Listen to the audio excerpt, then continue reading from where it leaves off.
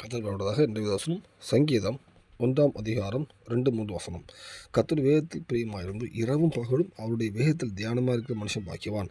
அவன் நேர்காலின் ஓரமாய் நடப்பட்டு தன் காலத்தில் தன் கனியை தந்து இலை உதிராதிருக்கிற மரத்தை போன்று அவன் செய்வதெல்லாம் வாய்க்கும். கர்த்தருடையதாக இந்த வசனம் பார்க்கும்போது கர்த்தருடைய வேதத்தில் இரவும் பகலும், இந்த வசனம் எல்லாம் தெரிஞ்ச வசனம் தான்.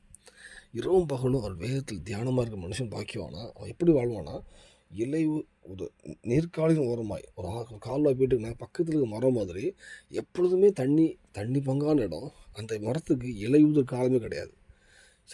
ஒரு காலத்தில் வறட்சியான காலங்கள் வரும்போது சில மரங்கள் இலைகள்லாம் உதிரும், மறுபடியும் மழை காலங்களில் மறுபடியும் இலைகள் வரும்.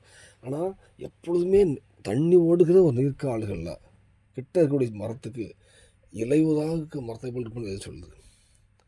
வேதத்தில் நம்ம வாழ்க்கையில் நம்மளும் வேதத்தை தியானிக்கணும், வேதத்தை வாசிக்கிறோம், வேதத்தை படிக்கிறோம், வேதத்தின்படி வாழறதுக்கு நம்ம அர்ப்பணிக்கிறோம். வேதத்தில் ஒரு காரியம் செய்யக்கூடாதுன்னா இது நம்ம ஏன் செய்யக்கூடாதுன்னா பைபிளில் போட்டிருக்கு, அதனால் அதை செய்யலாம். இதை ஏன் செய்கிறோம், பைபிளில் போட்டுக்கனால செய்கிறோம். இப்படி வேதத்துக்கு நீங்கள் முக்கியத்துவம் கொடுத்து இரவும் பகலும் அந்த வேதத்தை தியானித்து அதன்படி வாழ நீங்கள் உங்களை ஒப்பு கொடுத்து அப்படி இந்த வேதத்தை சார்ந்தே போகும்போது உங்கள் காரியங்களை தேவன் வாக்கியம் பண்ணுவார். உங்கள் வாழ்க்கையில் இலையுதர் காலமே இருக்காது. வேதத்தின்படி இலையுதிர் காலமே இருக்காது. தேவன் ஆவிக்குரிய ஆசீர்வாதம் நிரப்பார்.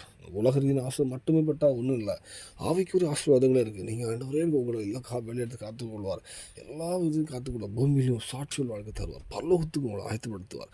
இந்த பூமியிலையும் உங்களுக்கு கொண்டு அநேக காரம் செய்வார். அநேக ஜனங்கள் உங்களை பார்க்கும்போது இவங்க இலை ஊதுறாதுக்கு மரத்த மாதிரி உங்களோட வாழ்க்கை இருக்கிறத பார்த்து மெய்யாகவே தேவன் இவனோடு இருக்கிறார், இவன் தேவனோடு இருக்கிறான்னு ஒரு சாட்சியை கொடுப்பார். அந்த பூமியில் சாட்சியில் வாழ்க்கை தர பரலோகத்தை ஆயத்தப்படுத்துவார். அர்ப்பணிப்போம், வேதத்தை தியானித்து வேதத்தின்படி வாழ அர்ப்பணிப்போம். தேவனுக்கு விஷயம் வராக. ஆமென்.